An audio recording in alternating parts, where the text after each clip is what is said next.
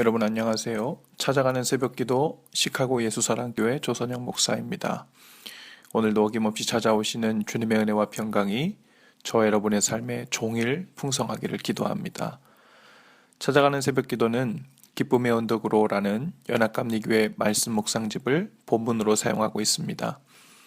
오늘 함께 나눌 하나님 말씀은 구약성경 창세기 27장 6절에서 14절까지 말씀입니다. 제가 읽어드리지요. 리브가가 그의 아들 야곱에게 말하여 이르되 내 아버지가 내 형 에서에게 말씀하시는 것을 내가 들으니 이르시기를 나를 위하여 사냥하려 가져다가 별미를 만들어 내게 먹게 하여 죽기 전에 여호와 앞에서 내게 축복하게 하라 하셨으니 그런즉 내 아들아 내 말을 따라 내가 내게 명하는 대로 염소떼에 가서 거기서 좋은 염소 새끼 2마리를 내게로 가져오면 내가 그것으로 내 아버지를 위하여 그가 즐기시는 별미를 만들리니 내가 그것을 내 아버지께 가져다 드려서 그가 죽기 전에 내게 축복하기 위하여 잡수시게 하라. 야곱이 그 어머니 리브가에게 이르되 내 형 에서는 털이 많은 사람이요 나는 매끈매끈한 사람인즉 아버지께서 나를 만지실진데 내가 아버지의 눈에 속이는 자로 보일지라 복은 고사하고 저주를 받을까 하나이다. 어머니가 그에게 이르되 내 아들아 너의 저주는 내게로 돌리리니 내 말만 따르고 가서 가져오라. 그가 가서 끌어다가 어머니에게로 가져왔더니 그의 어머니가 그의 아버지가 즐기는 별미를 만들었더라. 아멘. 창세기 27장은 야곱이 아버지 이삭을 속여 장자인 에서가 받아야 할 축복을 가로채는 이야기입니다. 그리고 오늘 우리가 읽은 본문 말씀에 보면 이삭의 아내 리브가가 적극 나서서 야곱에게 아버지를 속이고 형의 축복을 대신 받게 하고 있음을 보게 됩니다. 물론 야곱이 그 어머니의 의견에 동의했기 때문에 가능했던 일이죠. 오늘 본문 말씀은 창세기에 나오는 여러 이야기들 중에서도 흥미로운 부분입니다. 본문을 읽는 중에도 여러 가지 의문이 생길 수 있죠. 과연 어설픈 야곱의 변장에 그 아버지 이삭이 정말로 속은 걸까? 하나님께서는 야곱의 속임수를 과연 허락하시는 분이신가? 사람은 속일 수 있다 해도 하나님은 그 진실을 알고 계실 텐데 그렇게 속여서 얻은 복도 하나님은 인정하시는 분이신가? 다양한 의문들이 생겨날 수 있습니다. 어떤 사람은 속여서까지도 하나님의 축복을 받으려 했던 야곱은 거룩한 욕심을 낸 것이니까 괜찮다. 오히려 하나님께서 그런 욕심은 기뻐하신다 라고 해석하기도 합니다. 또 어떤 분은 천국은 침노하는 자의 것이라고 했으니 하나님의 축복도 야곱처럼 먼저 알아보고 쟁취하는 것이 진짜 믿음이다 라는 식으로 설교하는 분들도 있습니다. 많은 신학적 입장과 해석이 있을 수 있지만 분명한 것은 아무리 하나님의 복을 받는 일이라고 해도 속임수 같은 거짓된 방법을 사용하는 것을 하나님이 기뻐하시지 않는다는 것입니다. 리브가와 야곱이 형 에서를 속이고 축복을 가로챈 사실은 창세기 27장을 넘어서 긴 안목으로 볼 때 그 모든 것이 나중에 야곱의 삶에 되갚아지고 되돌아오고 있음을 우리가 알게 되지요. 먼저 야곱이 한 일 때문에 에서는 분노했습니다. 그 일로 야곱은 하란에 있는 삼촌의 집으로 떠나야만 했고 리브가는 사랑하는 야곱과 며칠 정도만 떨어져 있으면 될 줄 알았지만 결국에는 죽을 때까지 다시 그 아들을 보지 못하는 안타까운 일이 생겼죠. 그뿐만이 아닙니다. 아버지를 속였던 야곱은 결국 그의 장인이었던 라반에게서 도로 속임을 당합니다. 그 일로 라헬뿐만 아니라 억지로 레아와도 결혼을 하게 되었고 그리고 그 일은 곧 야곱의 남은 생애 동안 두고두고 그를 괴롭히는 원인이 되었습니다.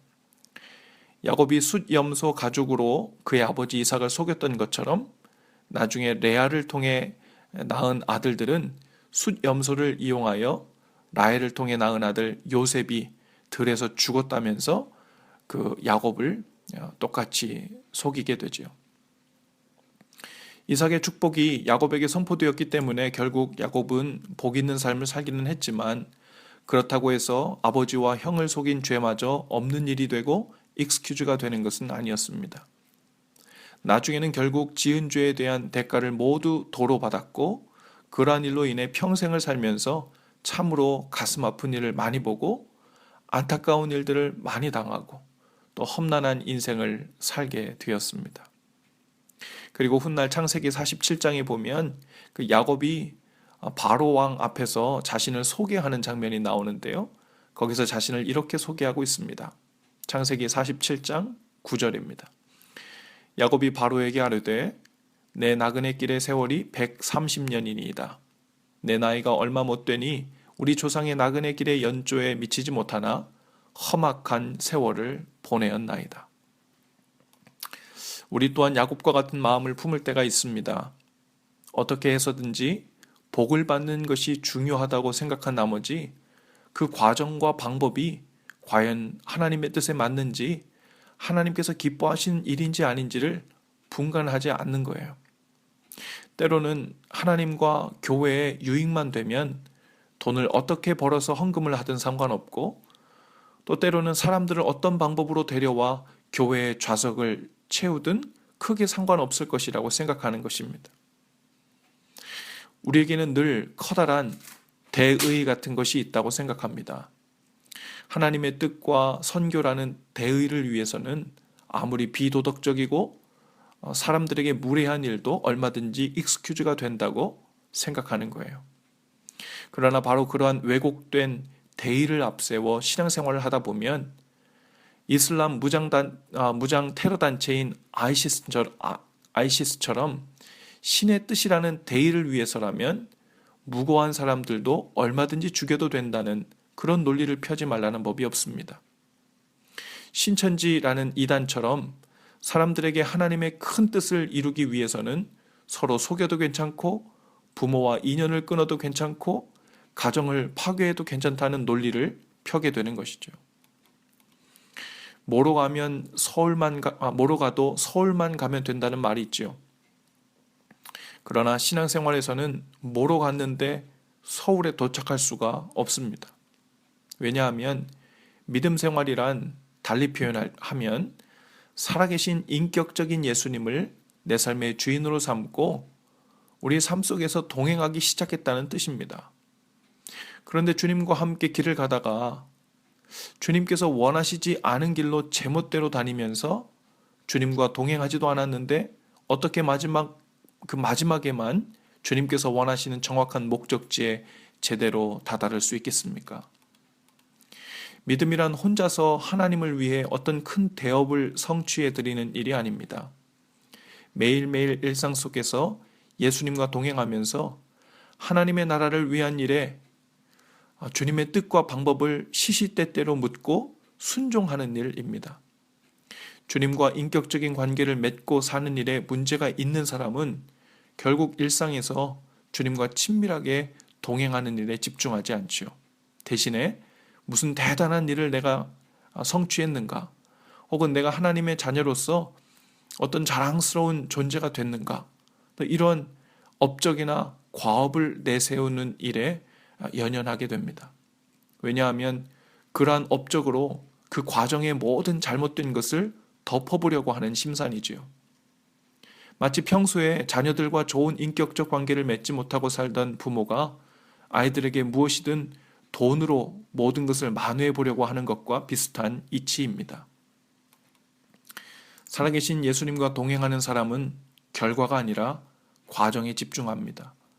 그리고 순간순간 주님의 뜻과 방법에 순종하는 사람은 결국 바른 목적지에 다다를 수밖에 없습니다. 그러니 오늘 우리의 믿음 생활의 목적은 야곱처럼 축복을 많이 받는 것이 되어서는 안 됩니다. 뭐로 가나 서울만 가면 된다는 식으로 하나님의 뜻과 대의만 내세우는 신앙생활이 되어서는 안 됩니다. 매일매일 주님의 뜻에 순종하며 친밀히 주님과 동행하는 것을 목적으로 삼아야 합니다. 그것이 참된 진정한 복입니다. 그러한 매일의 복들이 모여서 결국 우리의 복된 삶을 이루게 되고 복 있는 영생을 얻게 되고 구원받은 삶을 살게 되는 것입니다. 기도하십시다.